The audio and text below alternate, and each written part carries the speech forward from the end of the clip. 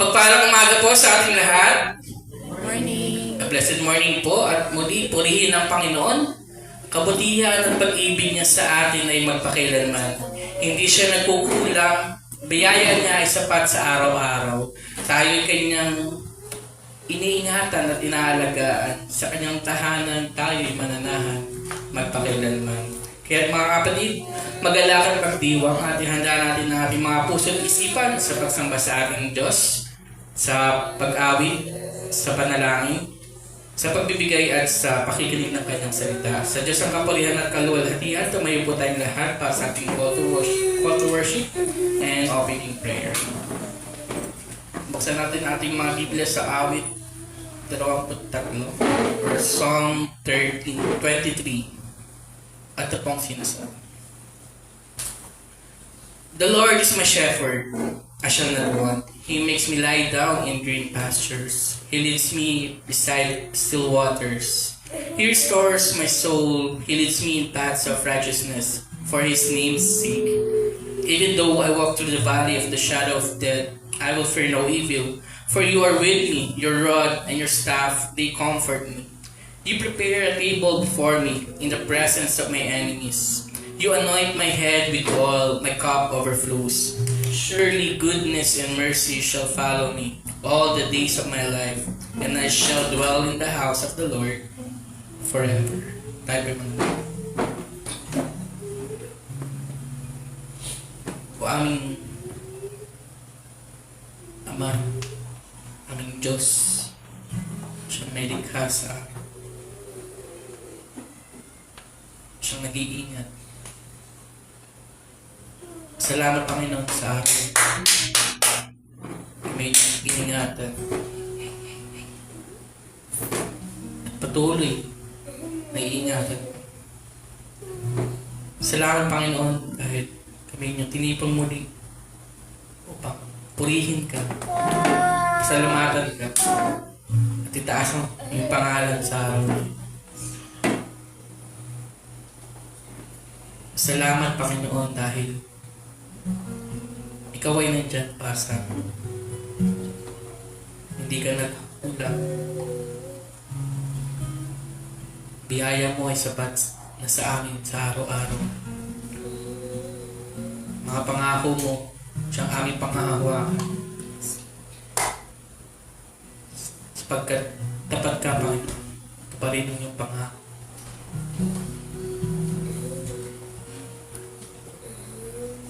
Salamat Panginoon, kami ay inyong iniligtas mula sa kapahamakan. Siyang nagbigay sa amin ng panibagong buhay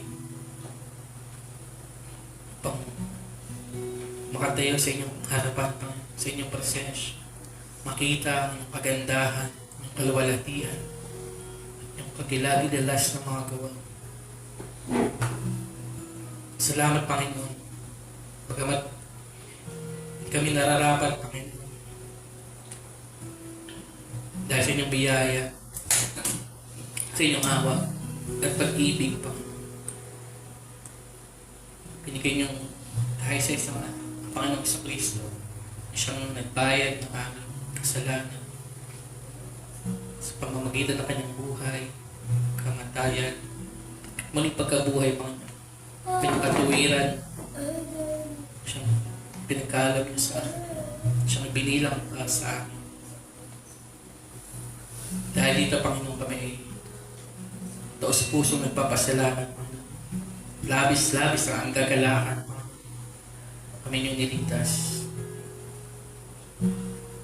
Tinuring sinama sa inyong pamilya, sa sambahayan, sa inyong kaharian.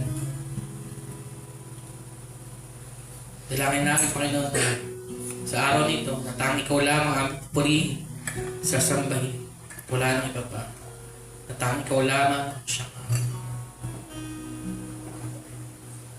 pasasalamatan, pupurihan, at itataas ang pangalan. Wala nang iba pa. Wala iba dito sa mundo pa ang higit sa inyo, sapagkat ikaw ang aming Diyos sa buhay. makaputi, napagmahal. Muli, Panginoon, natayo ang aming mga puso at isipan sa pagsamba sa araw nito. Ito po ang aming dalangin sa pangalan ni Jesus, aming Diyos at tagapagligtas. Amen. Ngayon po, idadako na po tayo sa ating community singing. Inaanyahan ko po ang lahat upang umawit ng papuri at pagsamba sa ating Panginoon na may kagalakan at pasasalamat sa ating mga puso. Sa panguna po ng ating mission team, sabay-sabay po natin itaas ang pangalan ng ating dakilang Panginoon Diyos.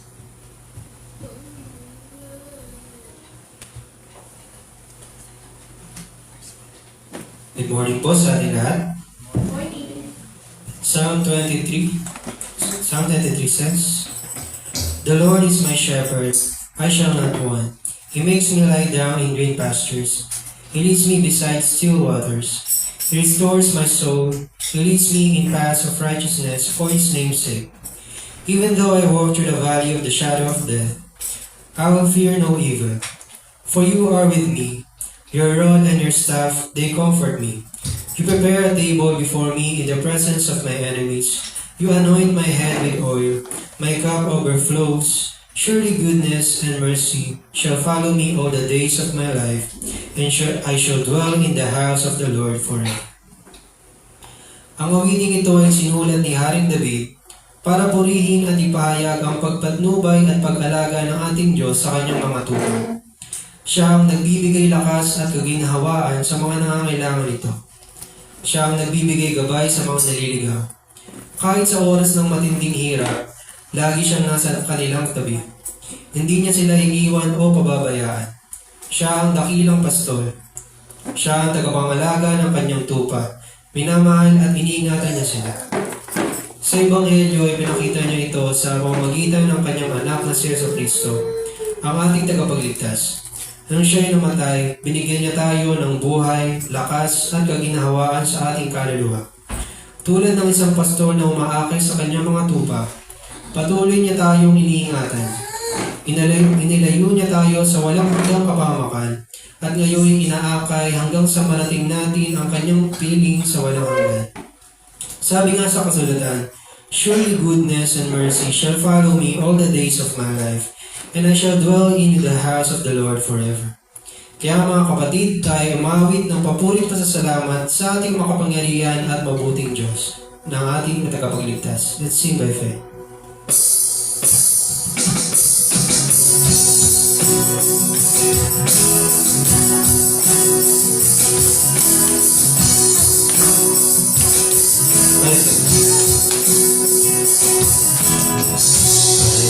We sing the hand of God. In the light of nations round the sun, in the lights of those who know His faithfulness, who walk by faith and not by sight. By faith our fathers from the earth, with the power of His promise in their hearts, of a holy city that by God's own our place where we stand as His church. We will stand as children of the promise. We will fix our eyes on His cross. We will feel the race is finished and the work is done. To walk by faith and not by sight.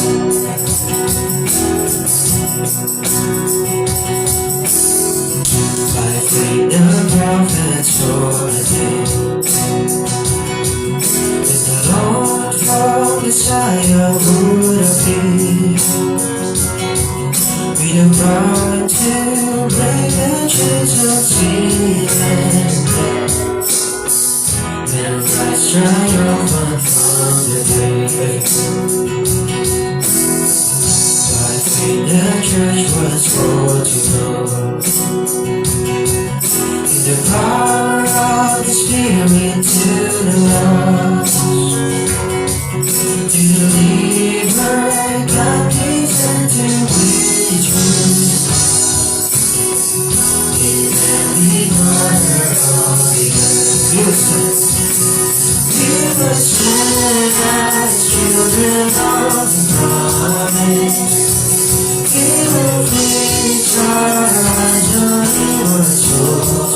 We know the race is finished and the work is done. We'll walk by faith and not by sight.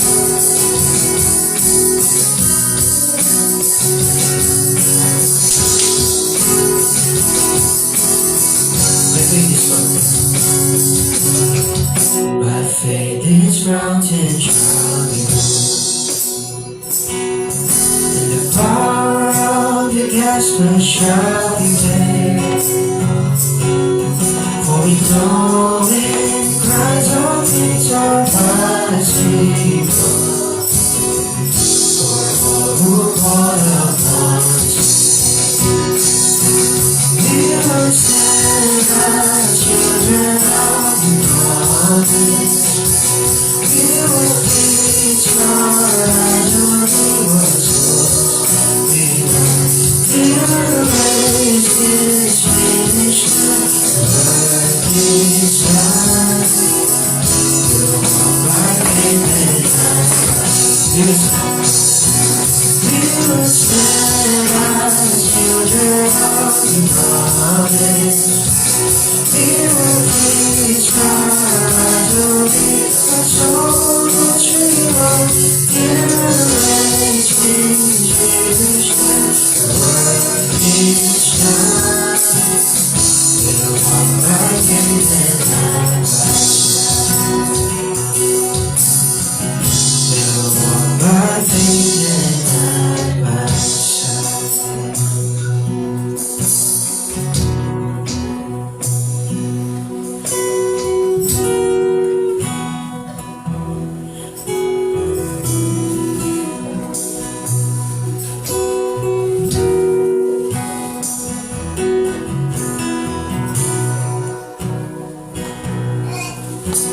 The Lord is your shepherd, we shall not want.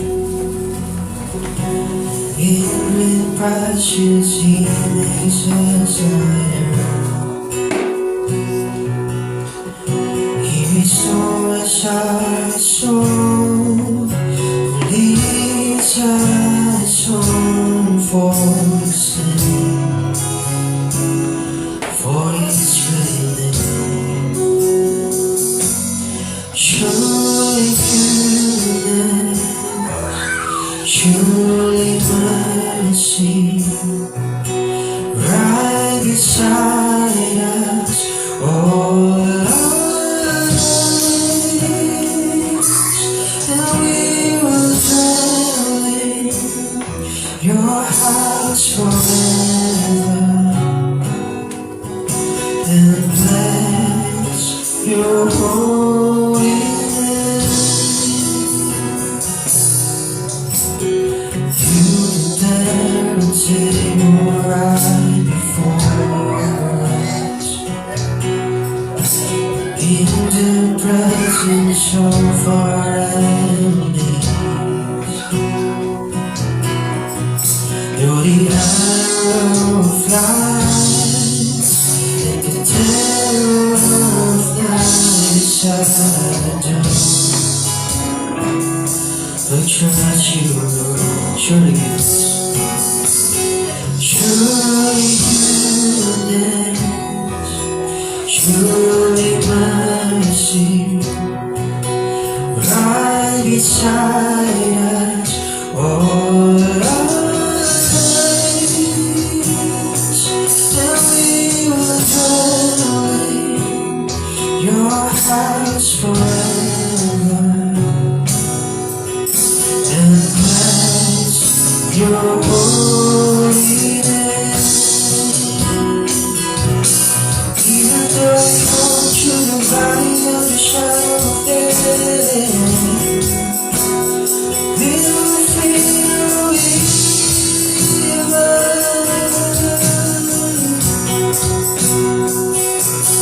even though we walk through the valley of the shadow of death, you are on our side.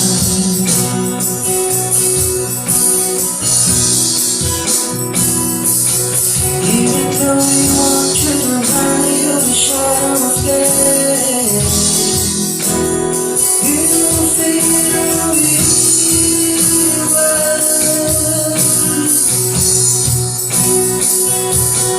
Even though we walk through the valley of the shadow of death, you are on our side.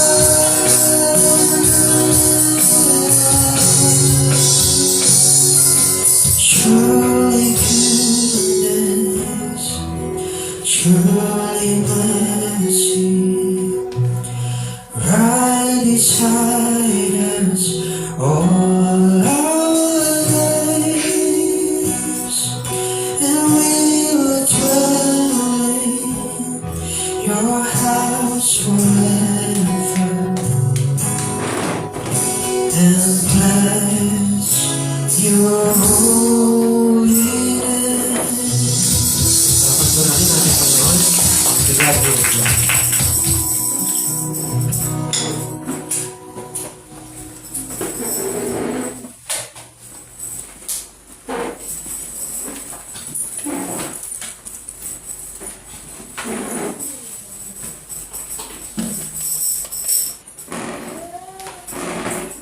Good morning. Ngayon naman po ay dadako po tayo sa ating pananalangin. So, sige po, pikit po natin ang ating mga mata. Lalapit po tayo sa ating Panginoon. Let's pray. Let's pray. Our loving Heavenly Father, we thank you once again for granting us another day, another privilege, Panginoon, so we can come into your presence, express our joy to you and for all that you have done for us. O Lord, we thank you for this past week. Salamat, Panginoon, for the first 6 days that you have given us, because through it, we can be a blessing sa aming mga families. That through the work, Panginoon, that you give us, we can be productive, we can enjoy the fruits of our labor. We can be a blessing physically, Panginoon, sa mga iba't ibang needs. Today, dear Lord, we are thankful because this day is a day of rest for us. To be able, dear Lord, to trust in you, to bless you, to bring all our concerns, Panginoon, and find our satisfaction in you and in you alone. And so because of these, through the 6 days, Panginoon, that you have given us, we can look forward to this day of rest and find our relief in your presence and refreshment, Panginoon, through your word. So grant us, O Lord, to be able to focus on you. May you take away yung mga things that hinder us from looking to you. May you help us, O Lord, as well sa mga concerns that we face. O Lord, we pray for our country, the Philippines, at sa mga leaders din namin. We ask for wisdom. We ask that they would be able to fulfill yung mga responsibilities nila with faithfulness and integrity. And while we may not always agree sa mga decisions at pinapahayag ng mga leaders namin,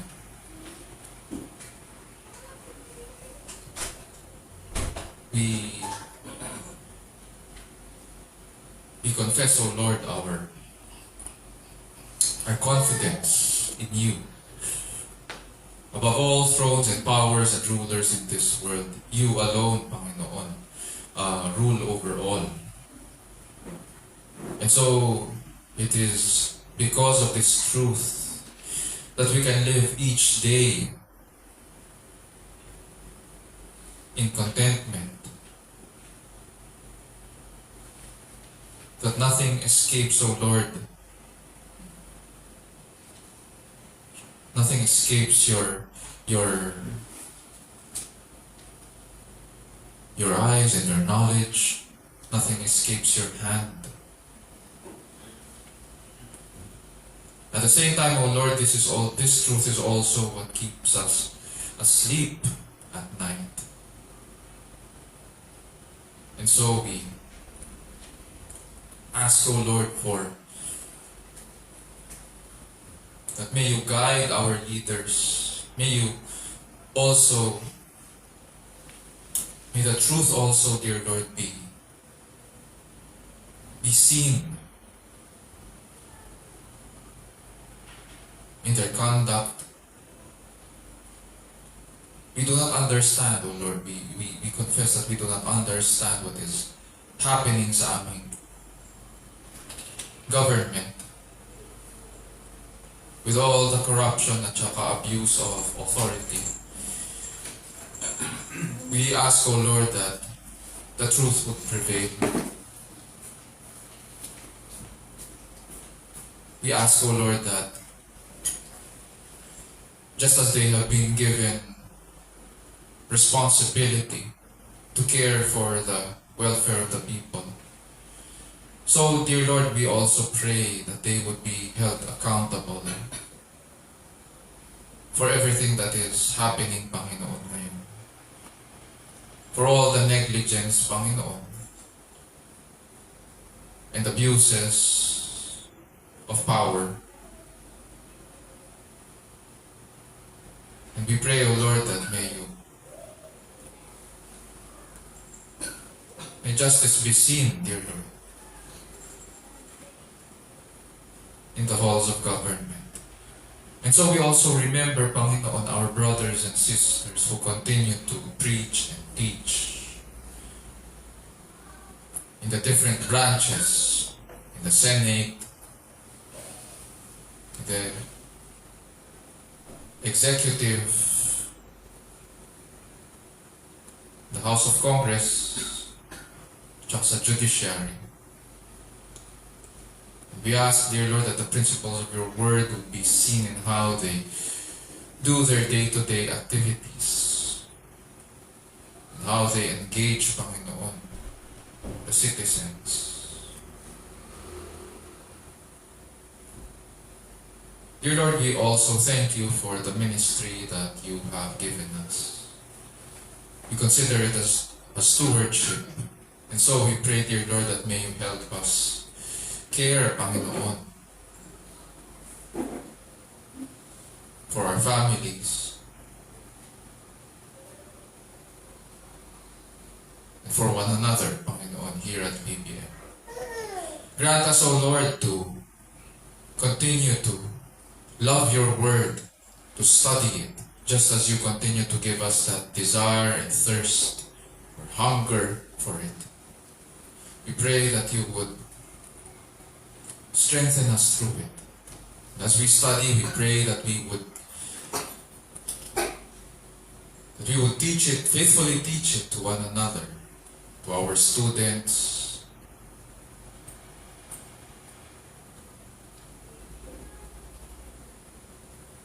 to our children, to our spouses, to our loved ones. We pray that we would be able, dear Lord, to minister to the people you also send our way. At the end of the day, dear Lord, we understand that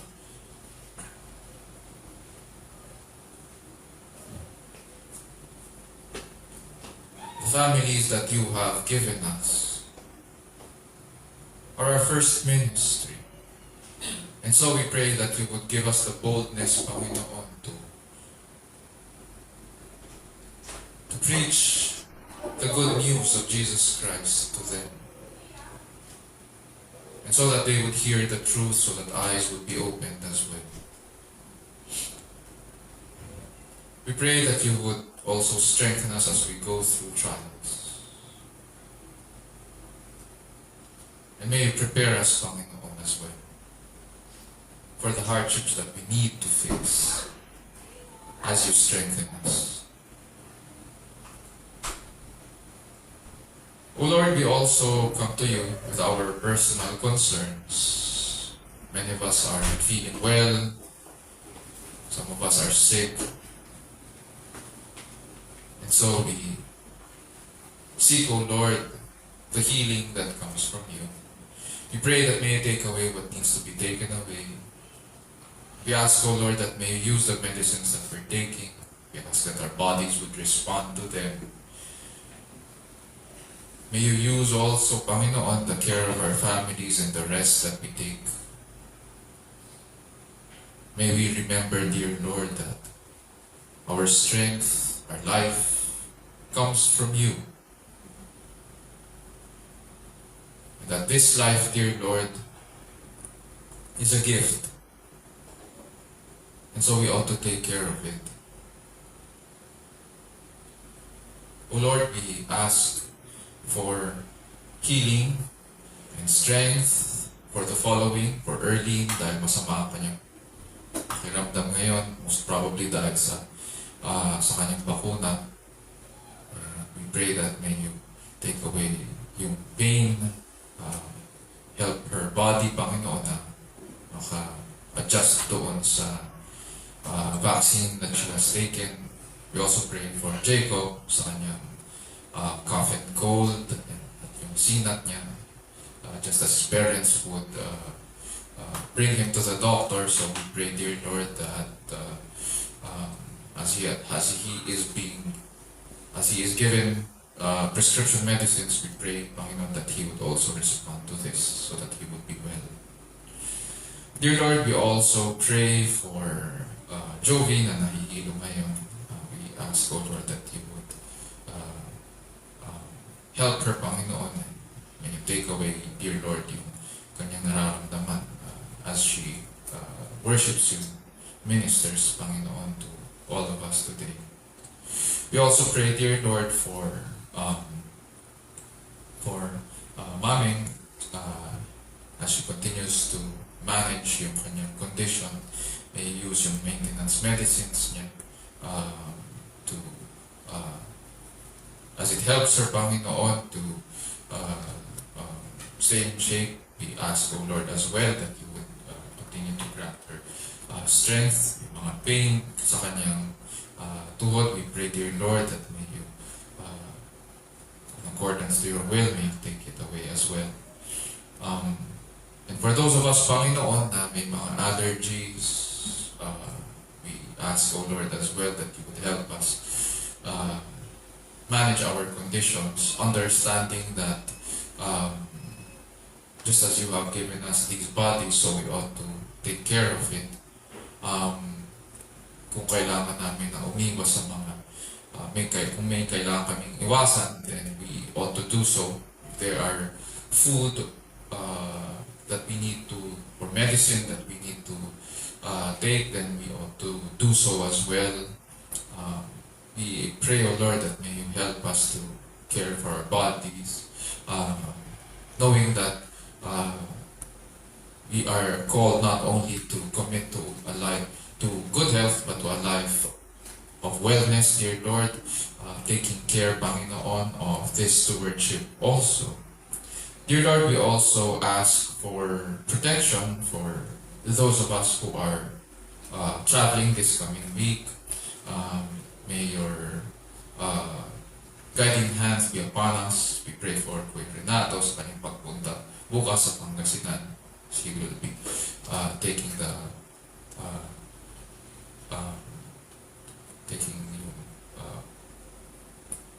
bus papunta doon. We pray that you would watch over him. And for those of us who are going to work as well for this coming week, we pray, dear Lord, that may you also grant wisdom for those of us na may mga kakausapin. Ask, dear Lord, that maging maayos yung mga pag-uusap. And then at the end of the day, we pray that may you lead us back home safe and sound. O Lord, we also pray for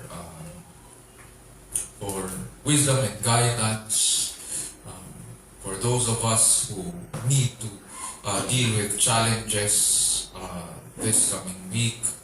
We pray for our students, for those of us na who need to pass yung mga requirements sa aming mga courses. We pray, O Lord, that we would be able to fulfill them. And at the same time, for those of us who look forward to a new school year, we pray na maging maayos din yung preparations. We also ask, dear Lord, for wisdom and strength para kay Ate Rose as she deals with family challenges. We ask, dear Lord, that you would be with her as she cares for her family too. We pray, dear Lord, that your glory would be seen in how things are dealt with, Panginoon, as she looks into, Panginoon, yung difficulties that they are facing during this time. Dear Lord, we also pray for the rest of us, that as we look into these problems, we are thankful, Panginoon, that you show us, Panginoon, these concerns, because through them we are able to bear one another's burdens in the ministry of prayer. At the same time, dear Lord, we understand that the difficulties we face, especially in the faith, are means, Panginoon, so that you would strengthen your people. So we pray that you would, just as your word tells us that the testing of our faith works patience. So we pray, dear Lord, that we would continue to wait on you so that we would be proven to be your people as well. We ask, dear Lord, that you would, that just as you, our Father in heaven, are holy, we would remember that in all these callings that you have given us, we would display the holiness that you have also given your people, that just as you have justified us. So we pray, dear Lord, that this would also be displayed in our lives.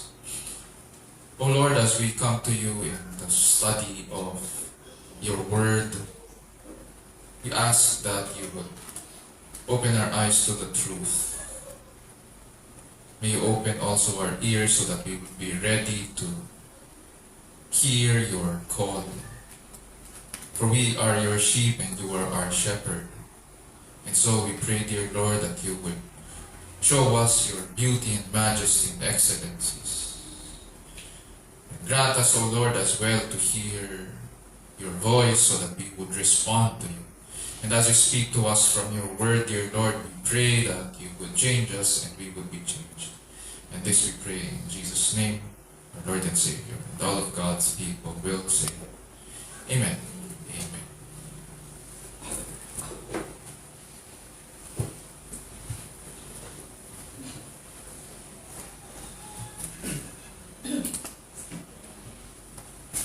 Ngayon po ay dadako na po tayo sa pagbasa ng salita ng Diyos na magmumula sa Romans chapter 4 verses 18 to 25 sa pangunguna ng ating kapatid na si Renato Paterna. Tumayo po tayong lahat bilang pag-aalang sa salita ng Diyos.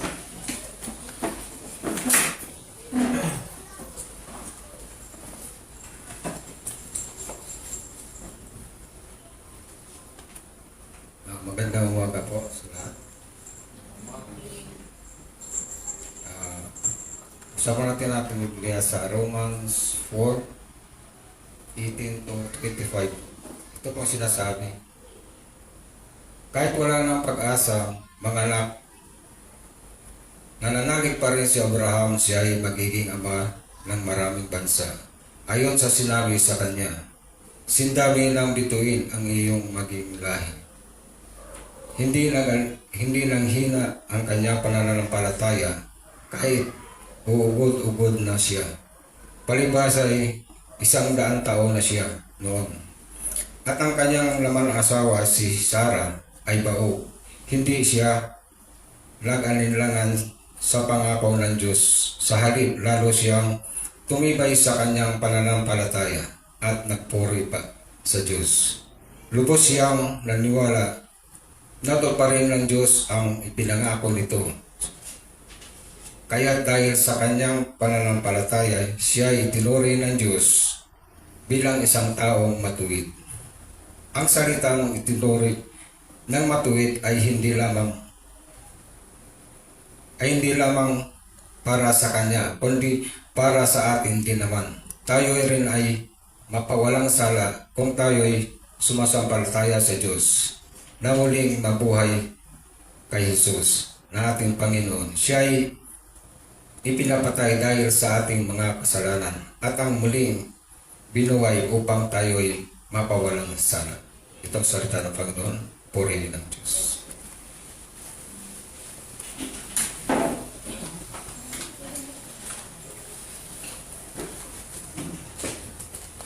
Muli, ang salita ng Diyos ay katotohanan at ito'y kanyang kinasihan.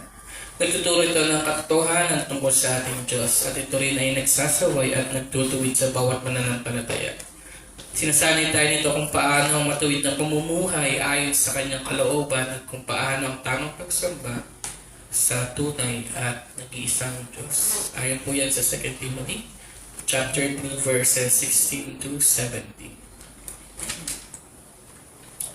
Ngayon po ay alit sa atin ng ating pastor, si Pastor Raymond Benzer, ang salita ng Diyos mula sa ating binasa sa Romans 4 verses 18 to 25. Nawa ang banal na Espiritu ang siyang kumilos at tumulong sa atin sa araw nito upang makita natin ang kagandahan at kadakilaan ng kanyang salita, ang Ebanghelyo ng ating Diyos at tagapagligtas na si Jesucristo.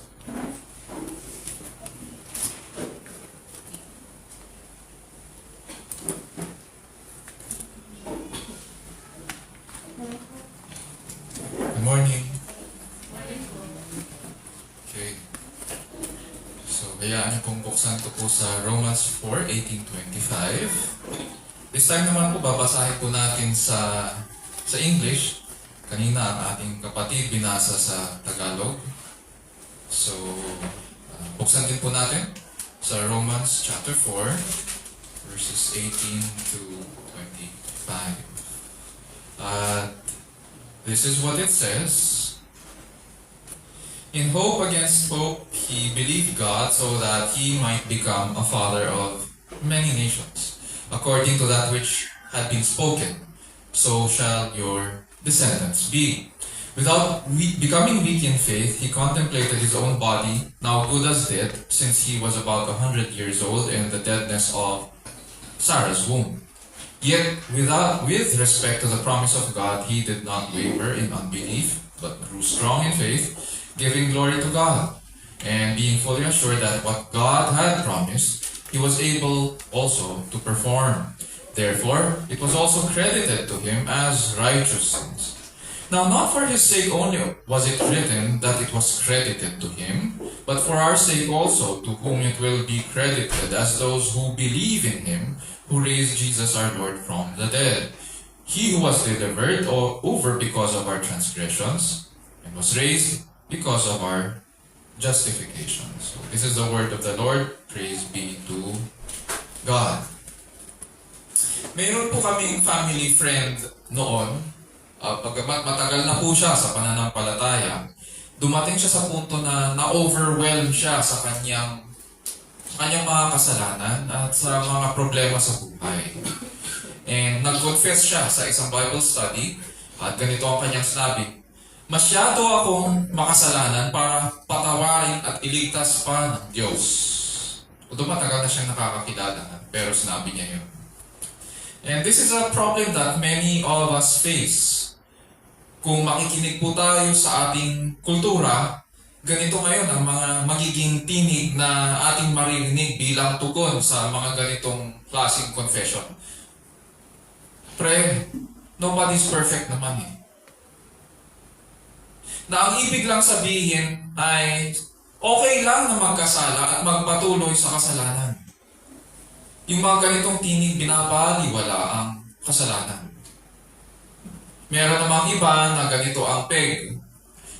Don't worry. God understands you naman.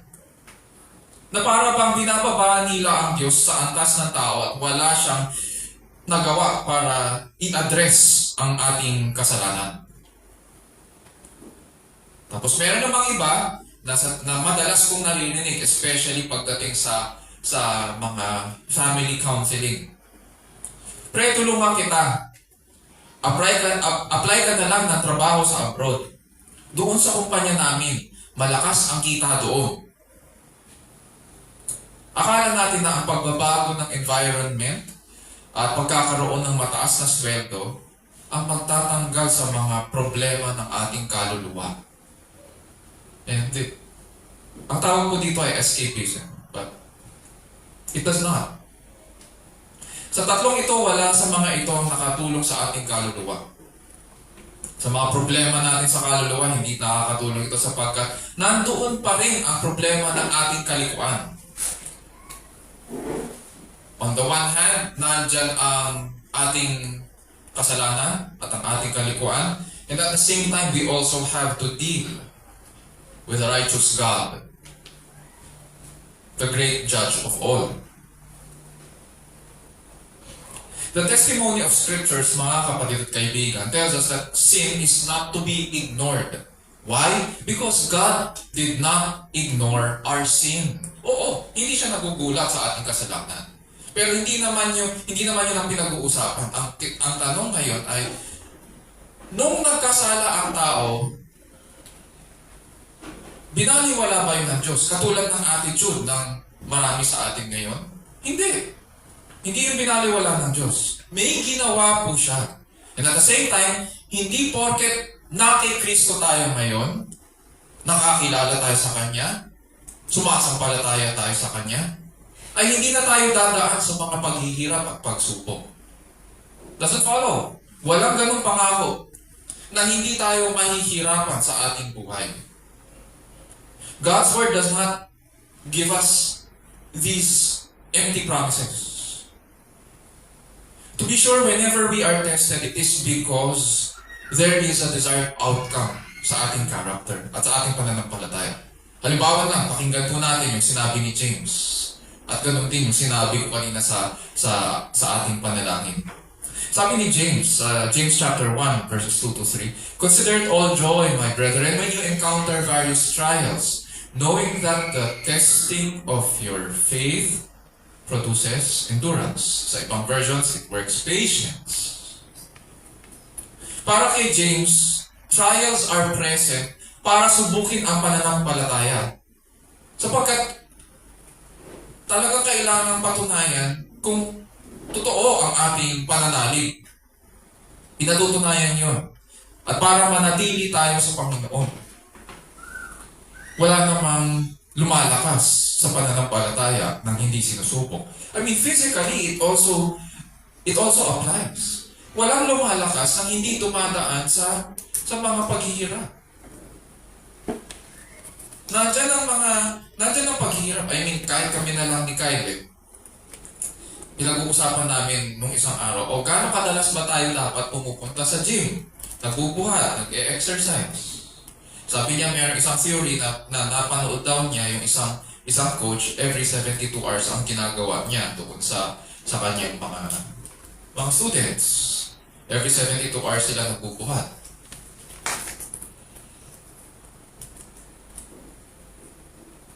May goal ang Panginoon para sa ating paglago, sa ating pagtibay sa pananampalataya. At ganoon din ang sinabi ni Apostol Pedro, kailangan patunayan ang pananampalataya sa pamamagitan ng mga pagsubok sa maikling panahon. Sabi niya sa 1 Peter 1:6-7, In this you greatly rejoice, even now for a little while, if necessary. You have been distressed by various trials, so that the proof of your faith, being more precious than gold which is perishable, even though tested by fire, may be found to result in praise, glory, and honor at the revelation of Jesus Christ. So from now hanggang doon sa coming ng ating Panginoon, we will be distressed with various trials. Pero it is only a little while, sabi ni Pedro. Kasi ang result mapapatunayan sa pagbabalik ng ating Panginoon. Similarly, sabi rin ni Apostol Pablo, nandiyan ang mga pagsubok because it develops godly character. Sabi niya rin sa Romans 5. We rejoice in our sufferings, knowing that suffering produces endurance, and endurance produces character, and character produces hope. Ang tunay ng pananampalataya, in other words, ay sinusubok. Hindi pinababayaan. Sinusubok yan hindi para lumayo tayo sa Diyos, kundi para tumatag tayo at patibayin ang ating pananampalataya. Doon napapatunayan ang tunay na pananampalataya. Kasi lalo tayong lumalapit sa Diyos. Lalo natin siya nakikilala.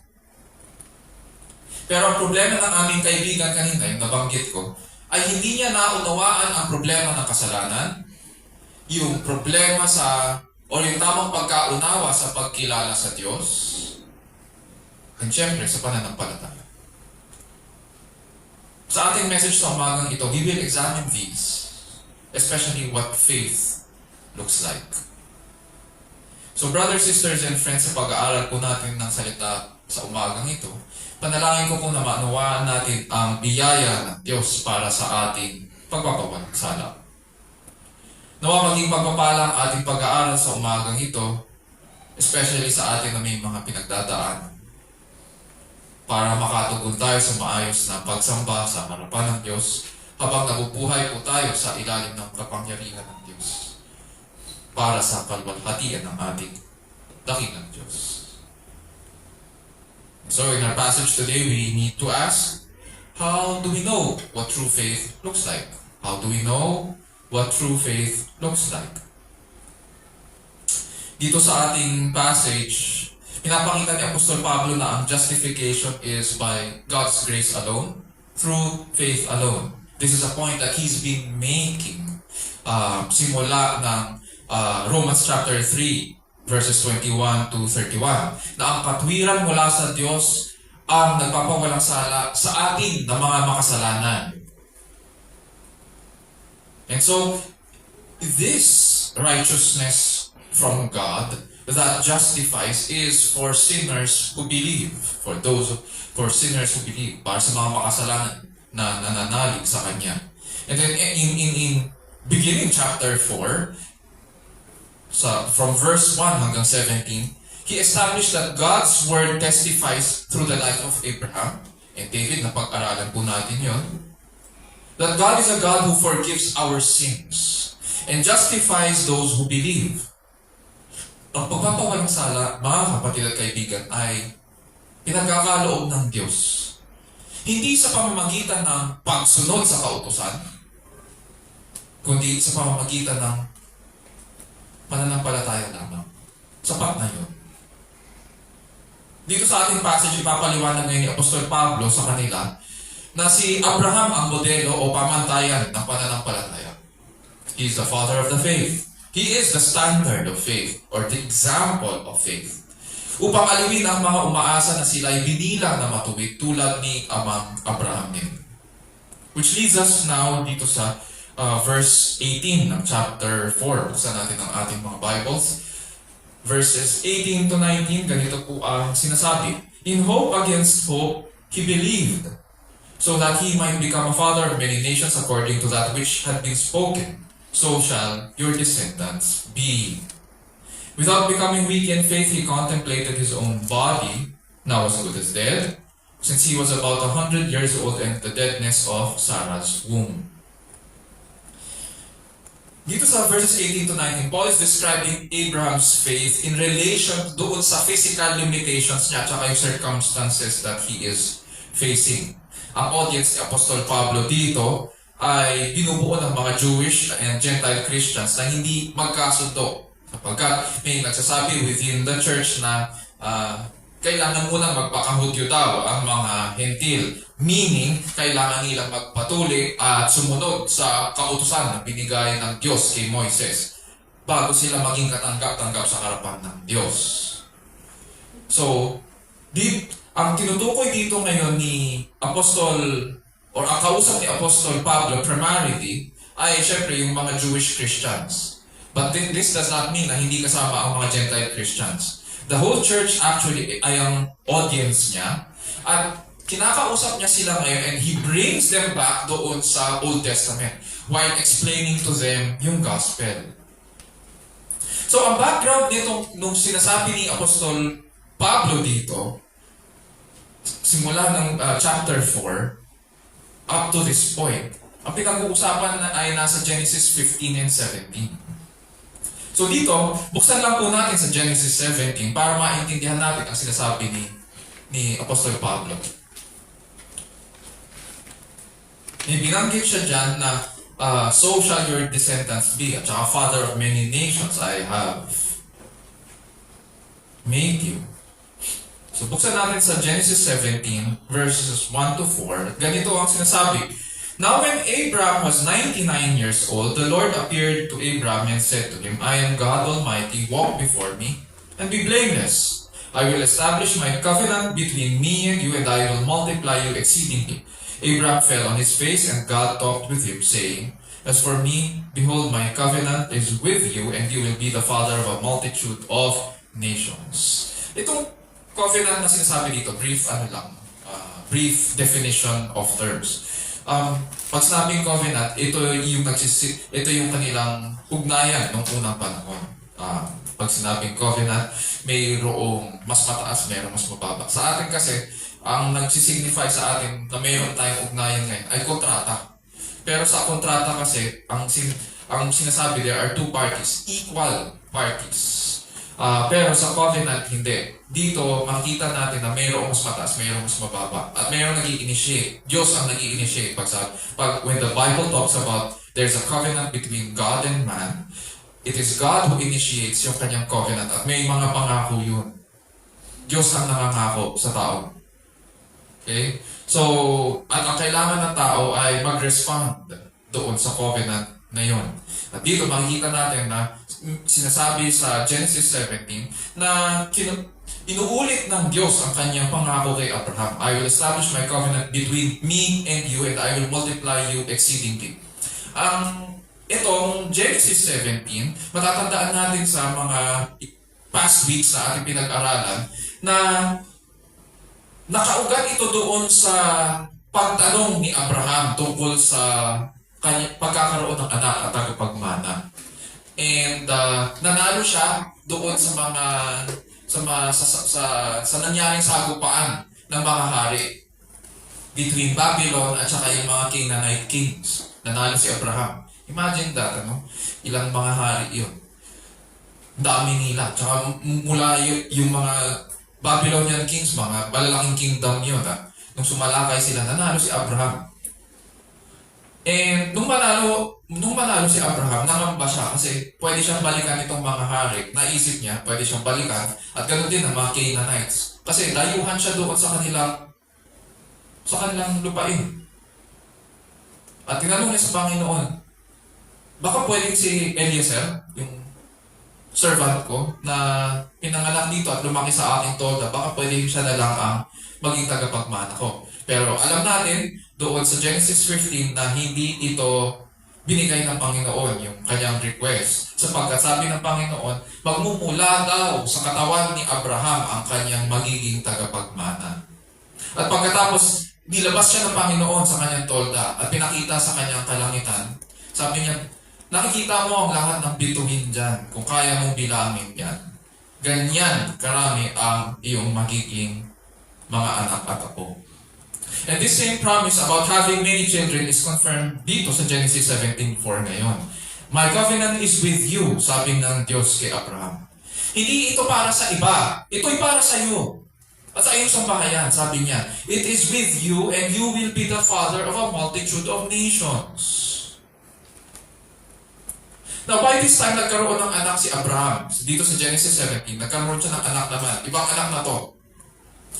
Hindi ito si Isaac. Nagkaroon siya ng anak kay Hagar. Si Hagar po ay handmaiden ni Sarai. Binigay ni Sarai ang kanyang alipin kay Abraham para magkaroon sila ng anak sa pamamagitan ng kanyang alipin. May ganun silang kultura.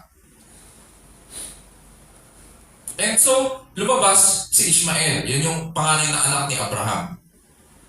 At hindi ngayon malayo na iniisip ni Abraham habang sinasabi ito ng Diyos sa kanya sa Genesis 17:4, you will be the father of a multitude of nations. Malamang, ang nasa isipan niya, si Ishmael kaya yun. Bagamat si Ishmael po ay nagmula kay Abraham, hindi siya ang anak ng pangako. Pinahayag ng Diyos kay Abraham na ang tinutukoy niyang anak ay anak niya kay Sarah, na kanyang pagpapalain na maging mother of nations. Ganito ang naging sagot ni Abraham sa Diyos sa Genesis 17:17-18 naman. Sabi ni Abraham, then Abraham fell on his face and laughed and said in his heart, will a child be born to a man 100 years old? And will Sarah, who is 90 years old, bear a child? And Abraham said to God, oh, that Ishmael might live before you. Si Ishmael nga yung nasa isipan niya. Ngayon, itong background na ito na tinutukoy na pinag-aaralan natin sa Genesis 17, ito yung sinasabi ni Pablo sa ating passage. Dito sa verses 18-19. Bagamat si Abraham ay ugod-ugod na, at ang asawa naman niya si Sarai ay baog, sabi ni Pablo, hindi nang hina ang kanyang pananalig. Now, hindi sinasabi dito ni Pablo na perfect ang faith ni Abraham. Wala sa atin ang perfect na faith. There will be times na manghihina ang ating pananampalataya. And to be sure, maging si Abraham naging inconsistent sa kanyang pananalig.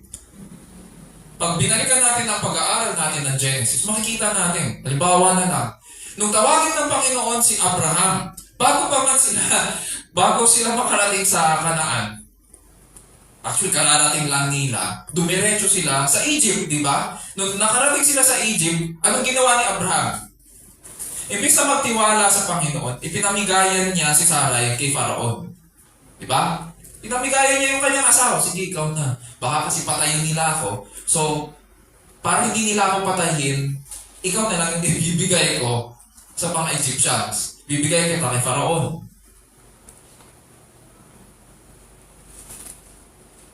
Mababasa natin yun sa Genesis. So, sinangkala niya ang kanyang asawa sa Genesis 12:10-15. Natakot siya para sa kanyang buhay. Tapos dito naman, ang sabi ng Diyos, manggagaling sa iyo ang iyong anak, ang tagapagmana. Ang ginawa niya, imbis na makinig siya sa salita ng Panginoon, nakinig siya sa kanyang asawa. Sabi ni Sarai sa kanya, o ganito na lang, kunin mo na lang. Kunin mo na lang yung aking alipin. Para magkaroon tayo ng anak sa pamamagitan niya.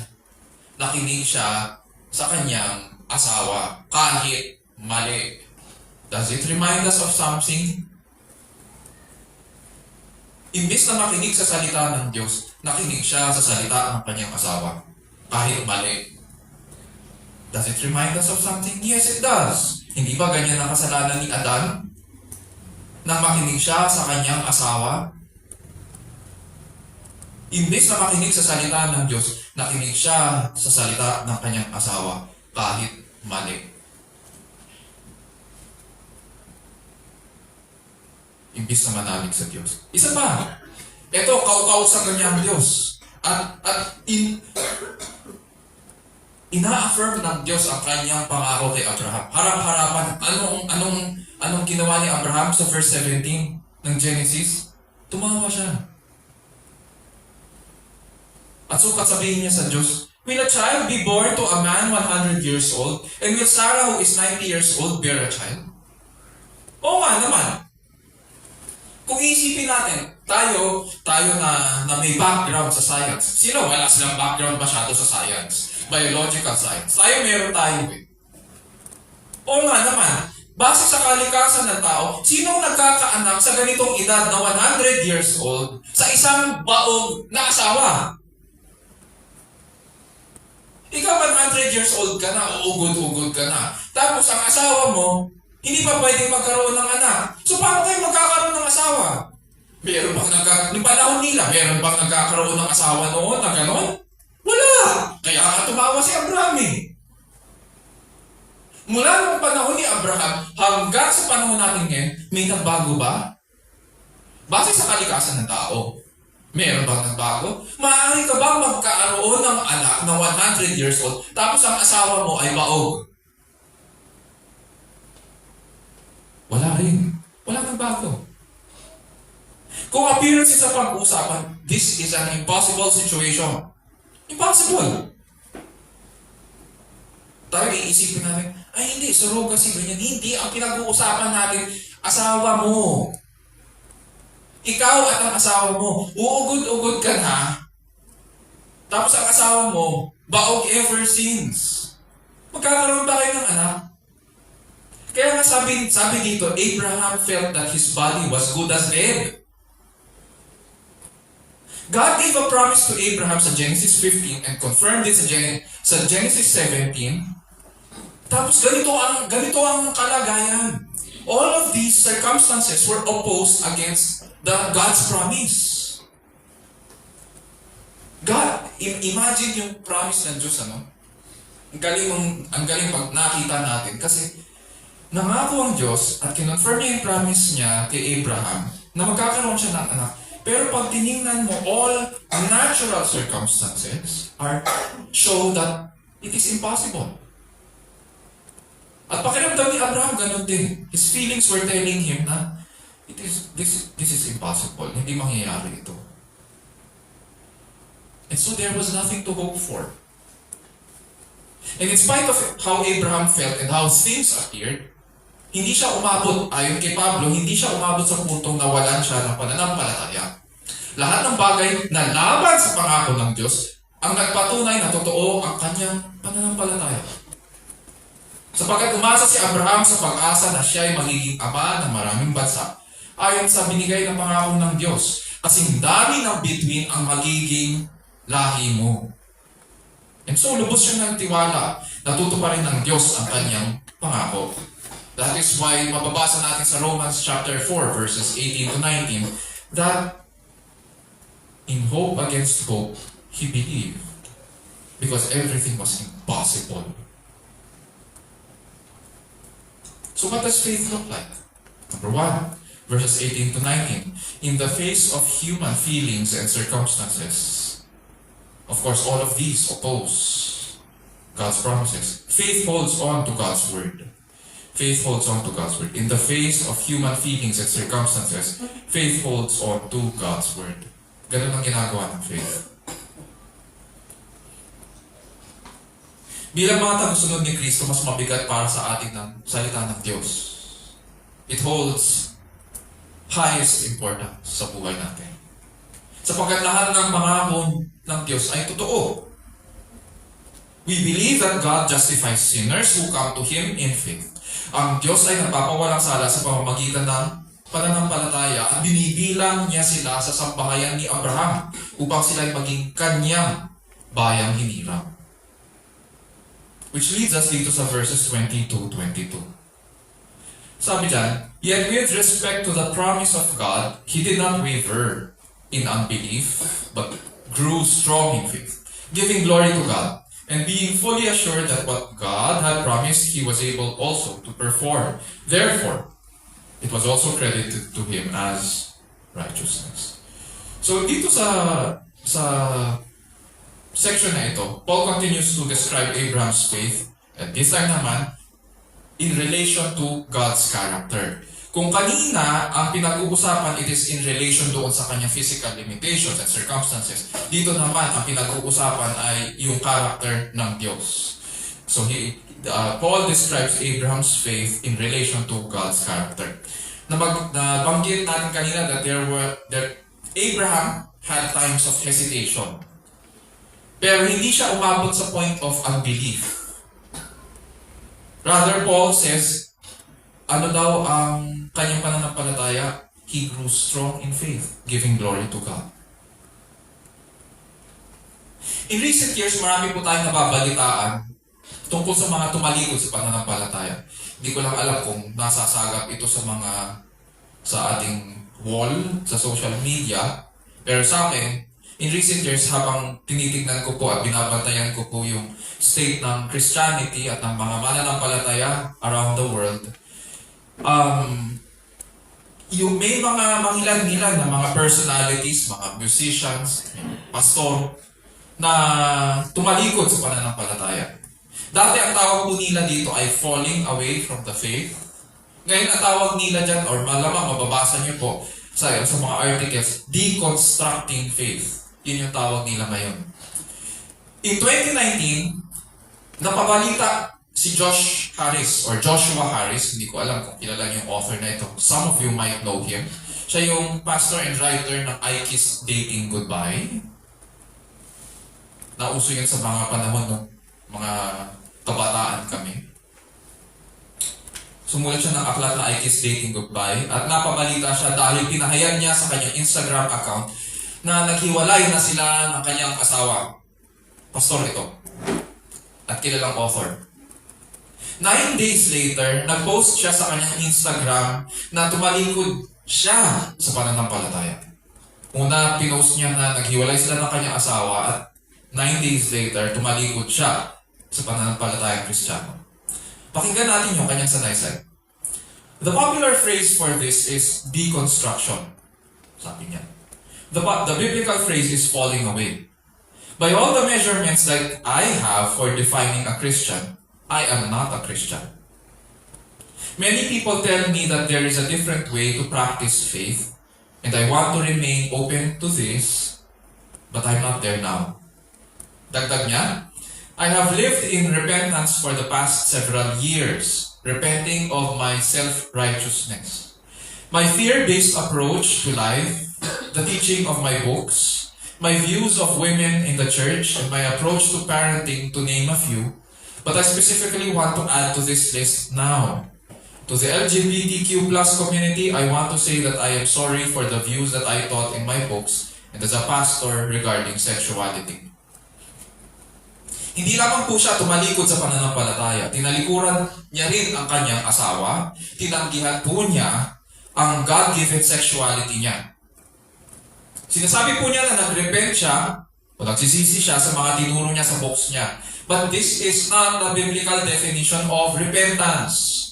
Hindi ganito ang tunay na pagsisisi.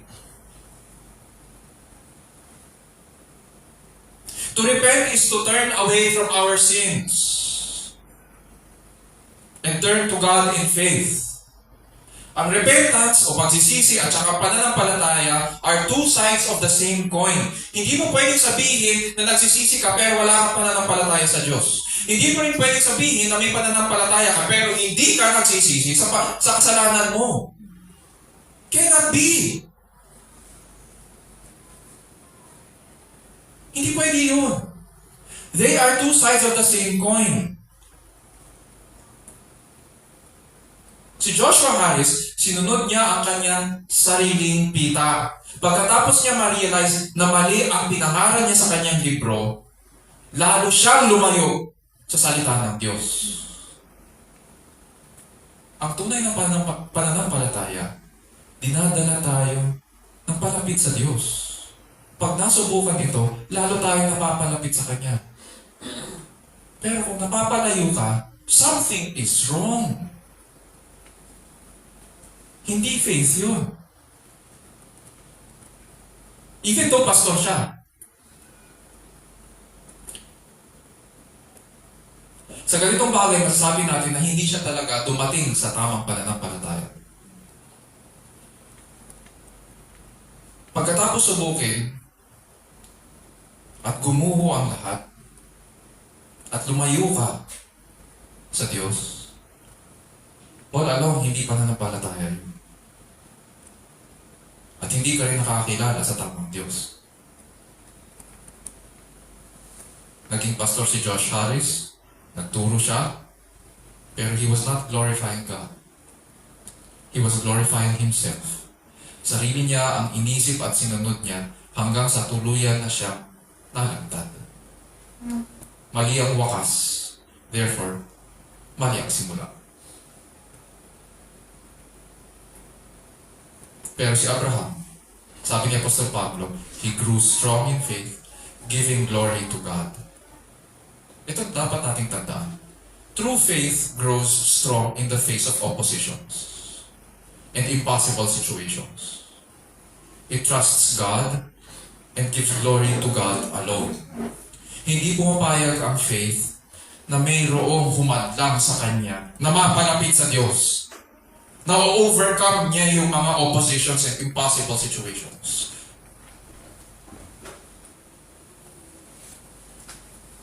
So, question natin, why did it grow strong giving God the glory? What's about Abraham's faith? Ano yung pinananaligan niya? Sabi ni Apostol Pablo sa verse 21. Tingnan natin. And being fully assured that what God had promised, he was able also to perform. Ito dapat nating tandaan. Ang pananampalataya ay laging may object. Tayo yung subject kasi tayo yung nag-exercise ng faith. May object yan. Laging may pinananaligan yan. And the object of true faith is always God. At lagi itong nakaangkla sa pangako ng Diyos. In the case of Abraham, nanalig siya. And he was fully assured na tutuparin ng Diyos ang kanyang pinangako. He was very confident that God would be faithful to His promise. At dahil lubos siyang nanalig, the Bible tells us, it was also credited to him as righteousness. Binilang siya matuwid. Yun yung gusto ko yung translation kanina nung Tagalog. Binilang siya matuwid. And so, you find here the second point. So verses 20 to 21. Faith focuses on God's character. And it grows. It grows. It cannot help but grow. Faith focuses on God's character and it grows. Now, sa panahon natin, maraming nagpapalaganap ng mga kung ano-anong mga concepts, no? Halimbawa na lang. I would like to make it clear na ang pananampalataya ay hindi think positive. Okay? Hindi yan think positive mindset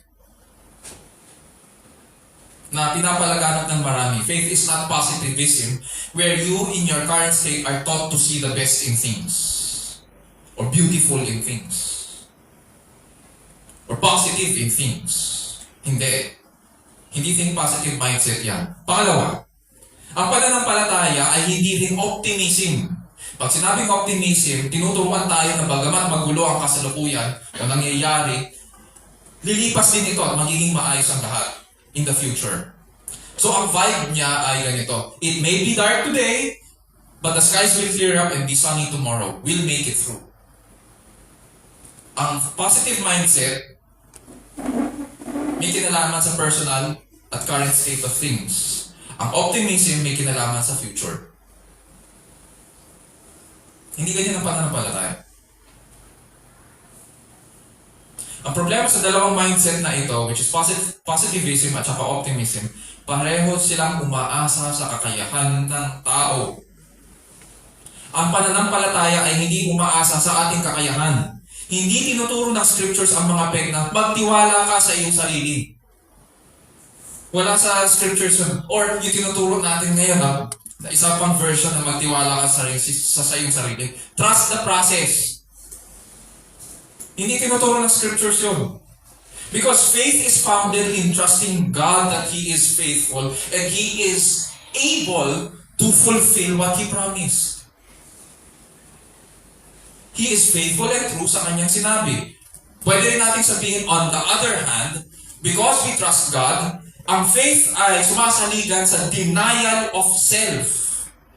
Dahil kinikilala natin ang ating kawalan ng kakayahan na tubusin ang ating sarili o iligtas ang ating sarili, and therefore, dumidepende tayo sa Diyos. Inilalagak natin ang ating buhay sa kamay ng Diyos. Kung sa Nike, sinasabi nila, anong sinasabi sa Nike? Just do it.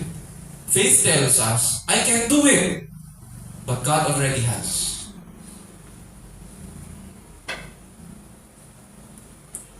Faith focuses not in our ability or inability, but in God's power to fulfill His promise. Ganyan ang faith. Punta tayo sa verses 23 to 25. Now, not for His sake only was it written that it was credited to Him, but for our sake also. To whom it will be credited as those who believe in Him, who raised Jesus our Lord from the dead. He who was delivered over because of our transgressions and was raised because of our justification. One of the most, ito yung, ang ganda ng conclusion dito ni Apostol Pablo.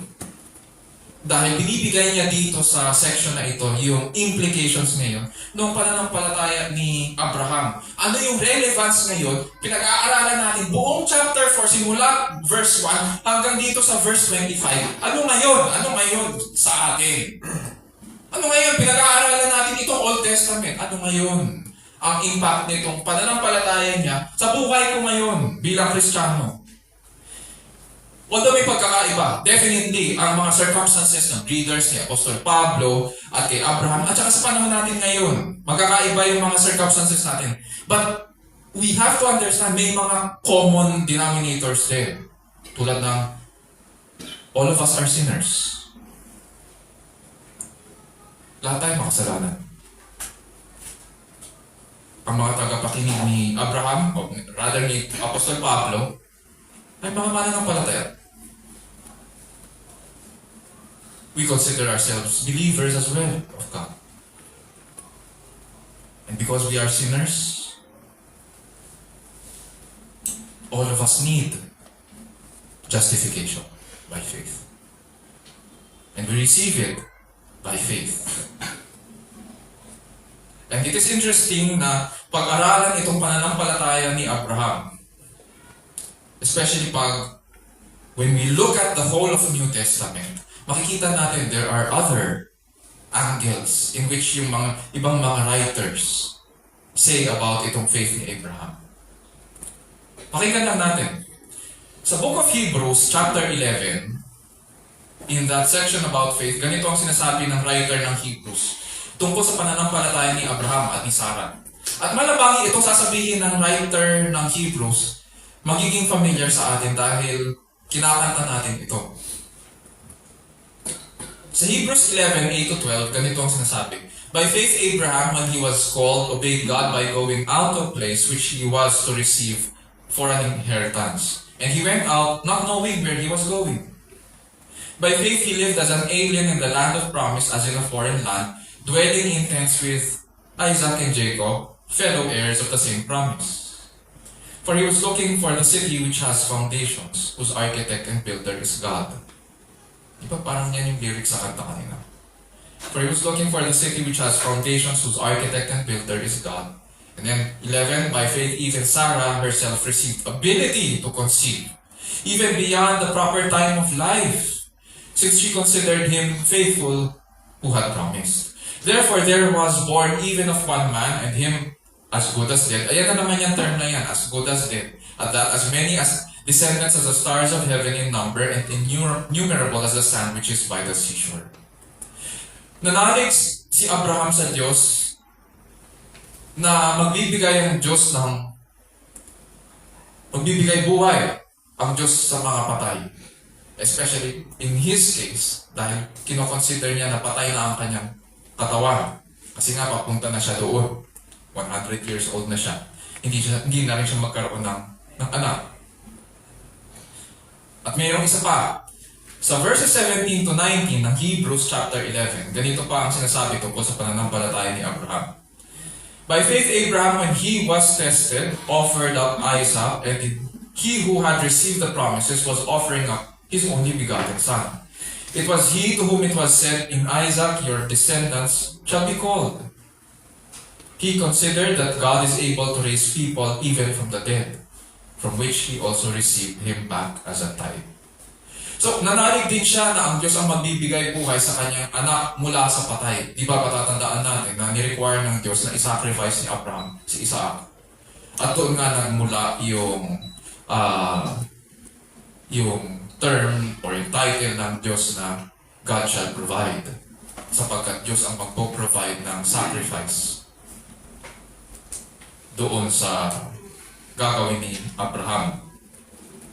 At the back of Abraham's mind pala, sinasabi ng book of Hebrews, ang paniwala ni Abraham, it is because God is able to raise people from the dead. Yun yung content ng kanyang pananampalataya. Naniniwala siya na nakakapagbigay buhay ang Diyos.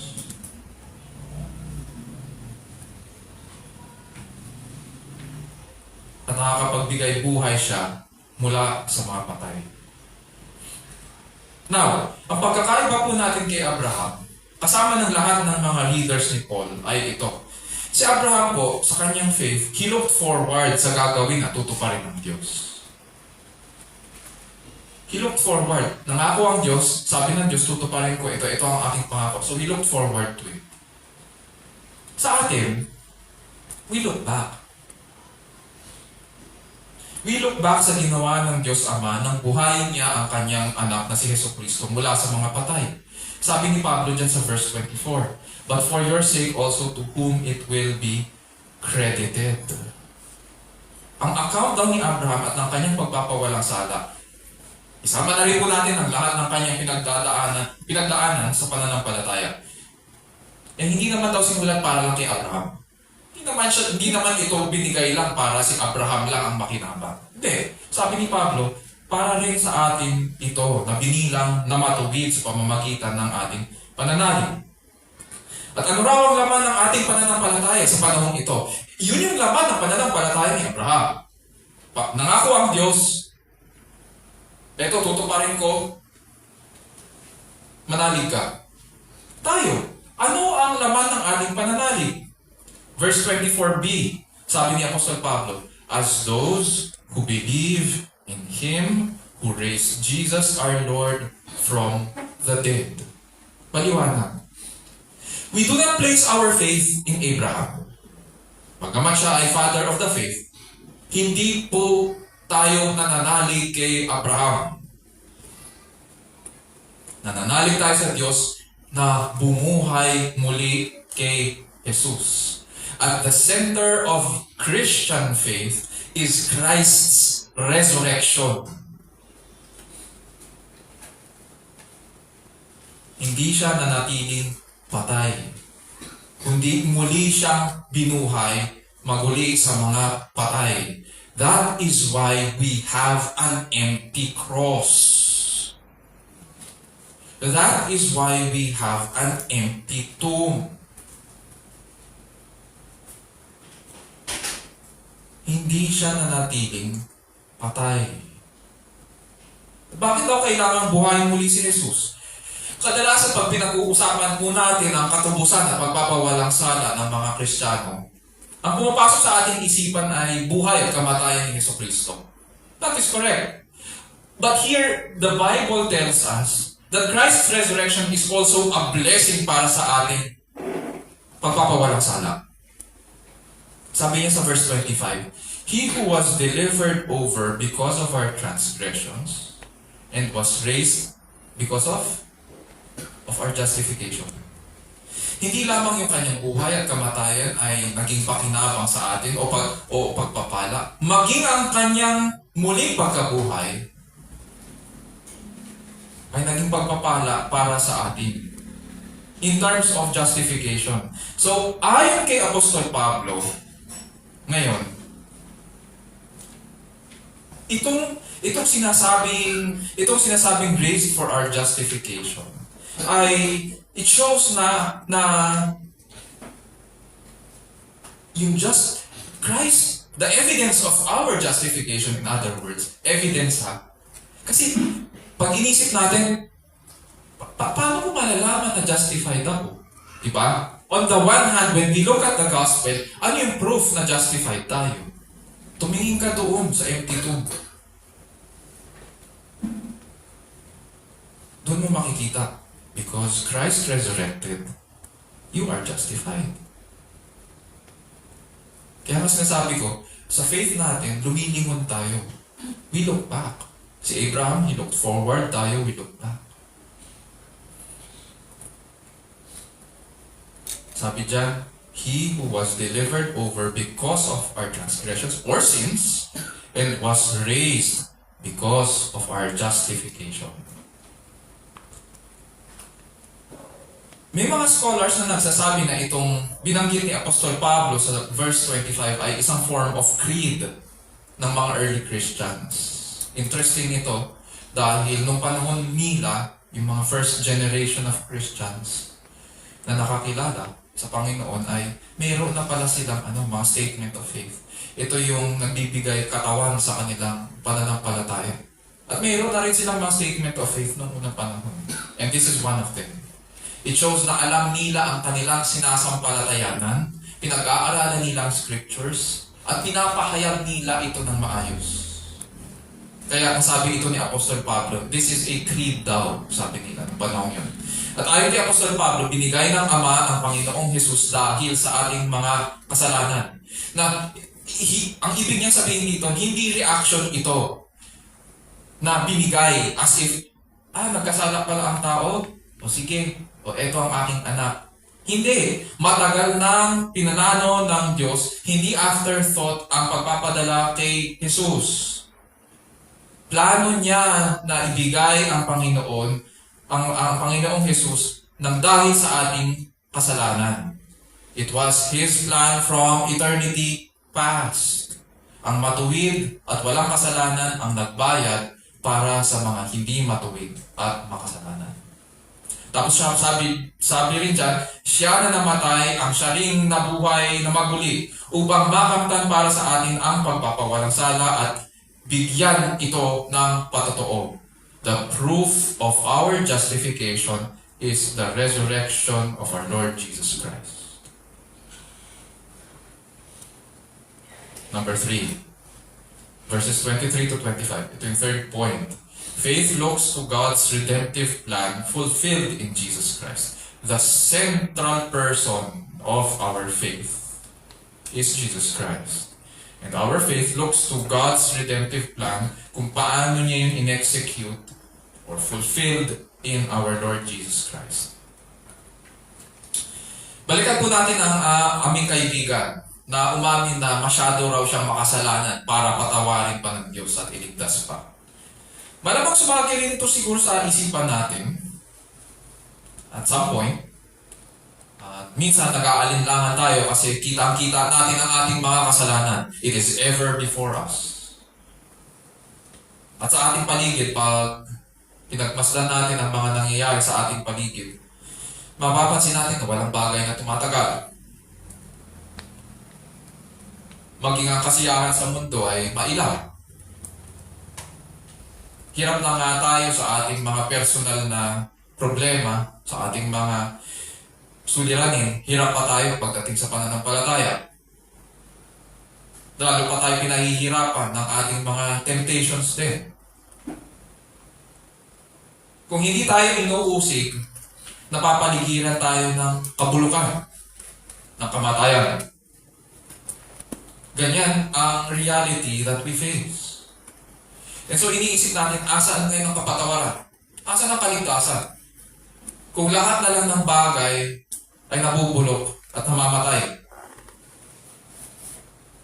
asaan ang kaligtasan? Kung ganyan ang buhay. Mga kapatid at kaibigan, nauunawaan ko na dumadating ito minsan sa atin, yung mga ganitong klaseng mga pag-aalinlangan. But there is no need to doubt God. Hindi natin kailangan pagdudahan ng Diyos kung totoo siya sa kanyang sinasabi. We do not have to second guess kung pinatawad ka ba niya, o pinatawad, o pinawalang sala ba ako ng Diyos. The Bible is clear. At ito yung sinasabi niya na tahasan. Christ paid the penalty for our sins. Pero hindi nagtatapos doon. The reason God resurrected Christ from the dead is to prove na pinawalang sala niya tayo kay Kristo. That Christ secured our justification. And on the cross, and in the resurrection, God is telling His people, there is nothing you can do that can undo what I have accomplished in my beloved Son. You cannot undo what I have done already. My Son is risen, and know that you have been made right with God. Simula sa ating mga unang magulang, hanggang sa nung kumalat ang tao sa buong mundo, man has always been at the wrong place and at the wrong side of the relationship with God. And for the first time in human history, nang muling nabuhay si Jesucristo, dahil siya ang ating kinatawan sa harapan ng Ama, inilagay tayo sa tama.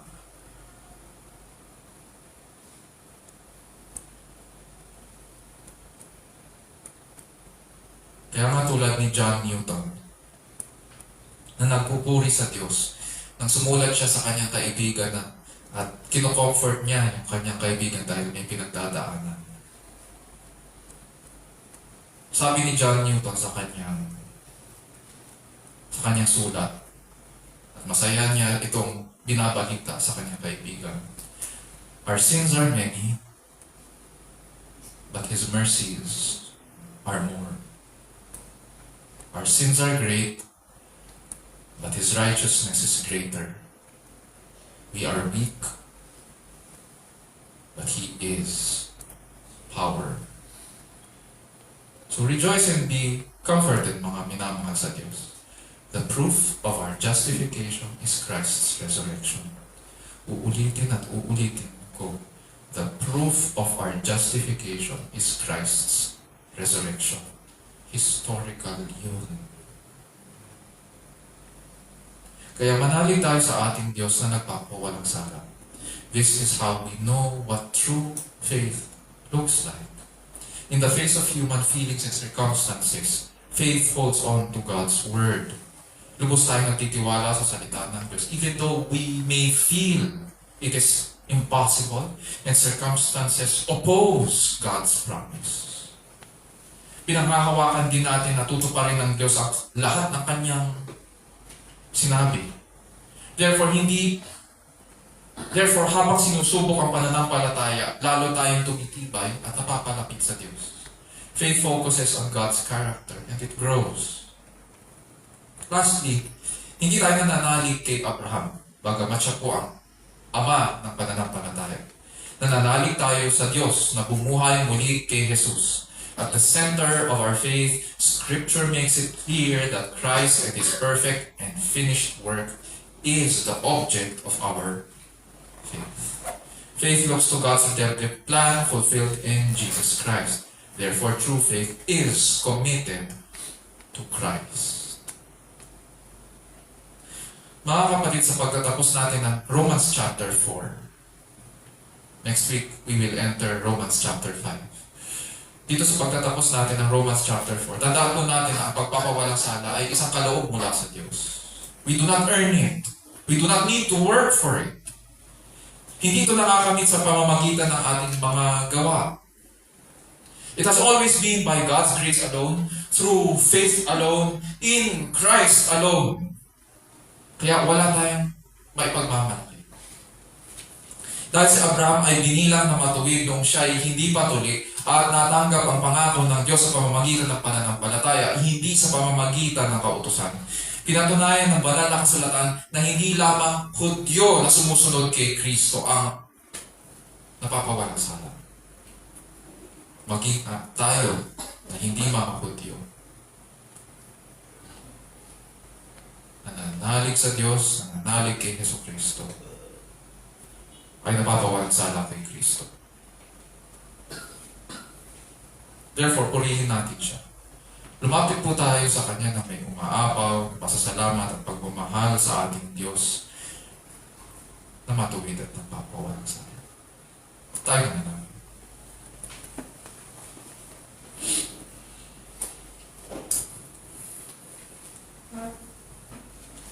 O righteous God, loving Heavenly Father, we thank you for your word.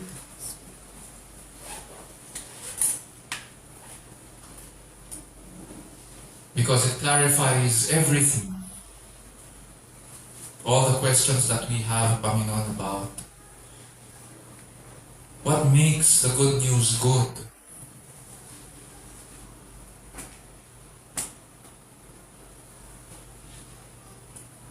And it is because of you and what you have done in your Son, Jesus Christ.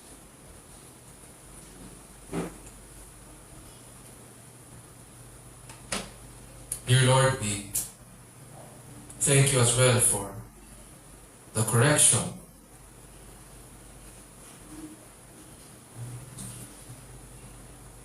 We may have been led astray.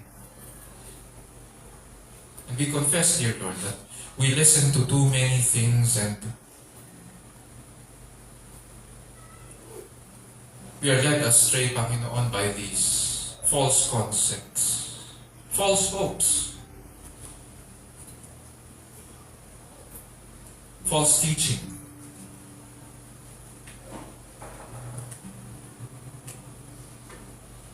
But your word is more beautiful, majestic. It outshines, dear Lord,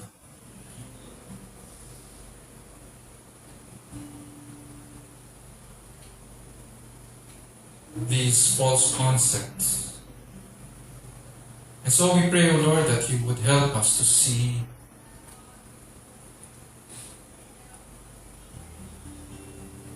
your redemptive plan for what it is.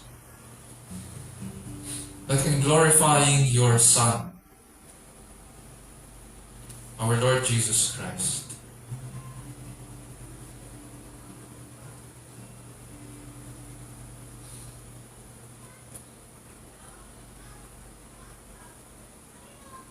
we have been redeemed.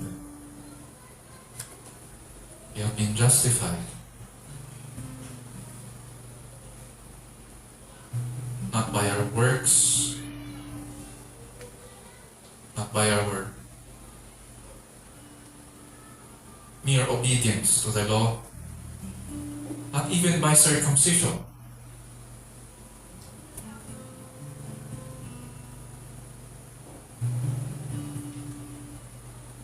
But by Christ's life and death and resurrection. And oh, it is such a blessing to us.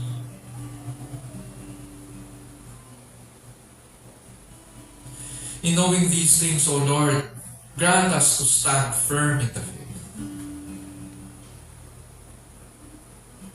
Grant us to see your Son in his beauty and majesty.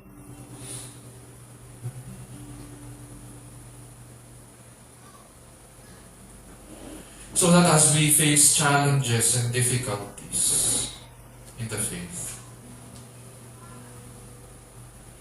we would not fall away.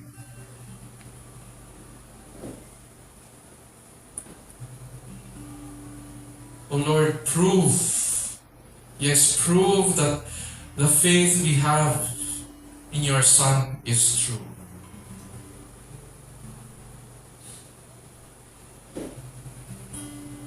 And And in proving, we pray, O Lord, that you would be glorified above all. Strengthen us.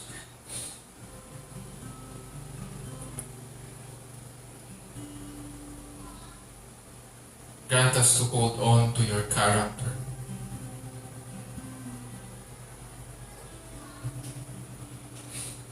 To trust in you, because you are trustworthy.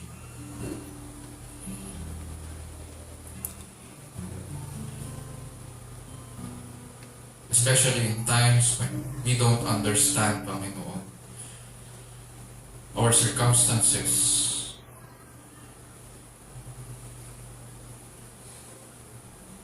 When exercising our faith is difficult.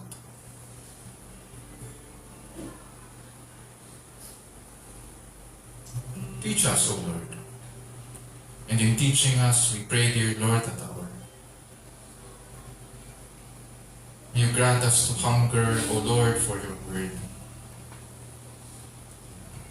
And as you feed us, we pray, dear Lord, that we would continue to hunger for it, to desire for it. So that, dear Lord, we would be able to say, indeed, just as you have called us to come and see, taste that the Lord is good, so we would prove your word is true. And so we thank you, dear Lord, for your word. Strengthen us, that we would continue to walk in faith. And this we pray in Jesus' name, our Lord and Savior, and all of God's people will say, Amen. Amen.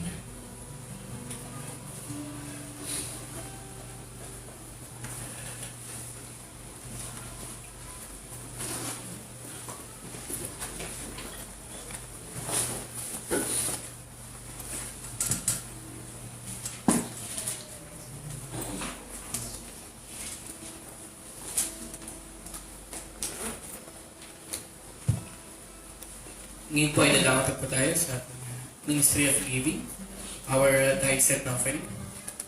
Buksan po natin ating mga Biblia sa 2 Corinthians chapter 8 verses 1 to 9. Ito pong sinasabi. We want you to know, brothers, about the grace of God that is given among the churches of Macedonia. For in severe tests of affliction, their abundance of joy and their extreme poverty have overflowed in a wealth of generosity on their part. For they gave according to their means, as I can testify, and beyond their means of their own accord, begging us earnestly for the favor of taking part in the relief of the saints. And this, not as we expected, but they gave themselves first to the Lord, and then by the will of God to us. Accordingly, we urge Titus that as he had started, so he should complete among you this act of grace. But as you excel in everything, in faith, in speech, in knowledge, in all earnestness, and in our love for you, see that you excel in this act of grace also. I say this not as a command, but to prove by the earnestness of others that your love also is genuine. For you know the grace of our Lord Jesus Christ, that though he was rich, yet for your sake he became poor, so that you by his poverty might become rich.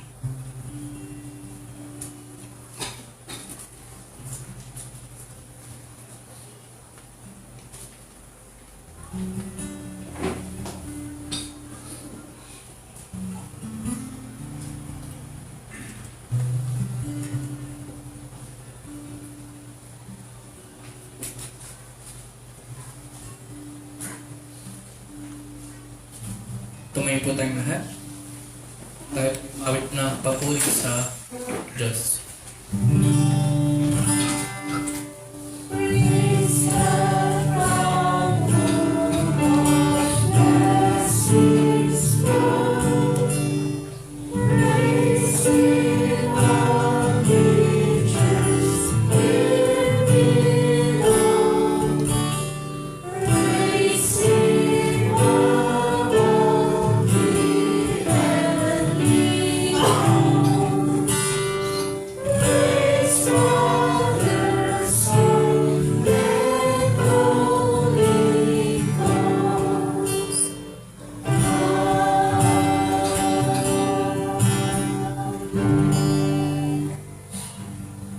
Tayo mo na lang.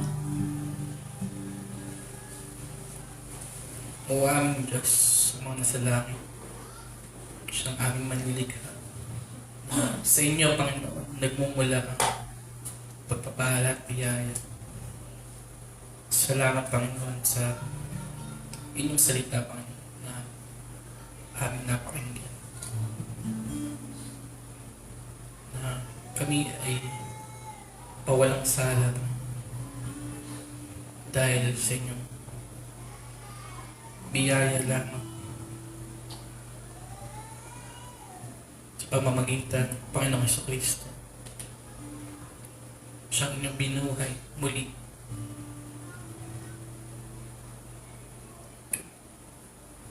Kayang katuwiran, Panginoon, na ibinilang sa amin. Dalangin namin, Panginoon, na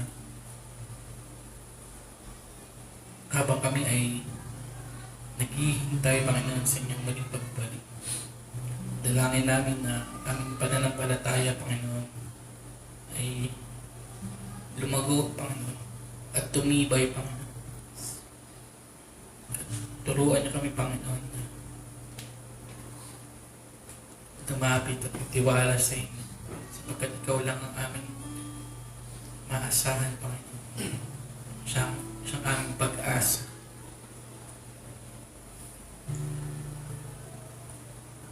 Dalangin namin, Panginoon, na kayo siya mag-ingat sa amin sa araw-araw. Dalangin namin na kayo maging sa amin ng karunungan, Panginoon.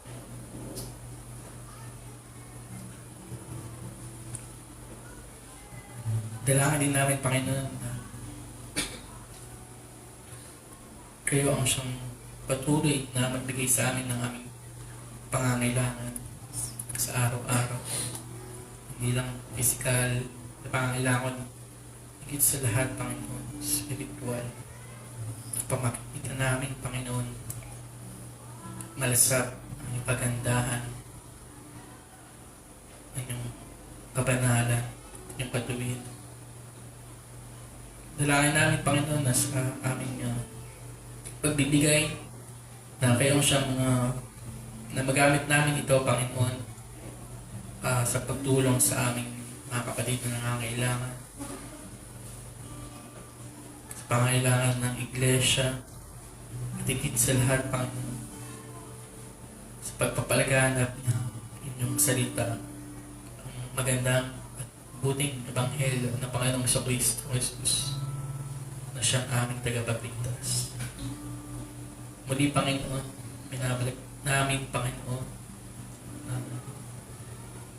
papuri sa inyong pangalan.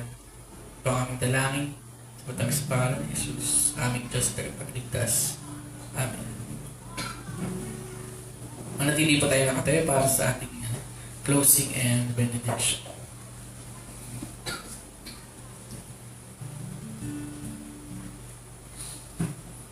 Mga kapatid, purihin po natin ang ating Panginoon at tanggapin ang kanyang pagpapala.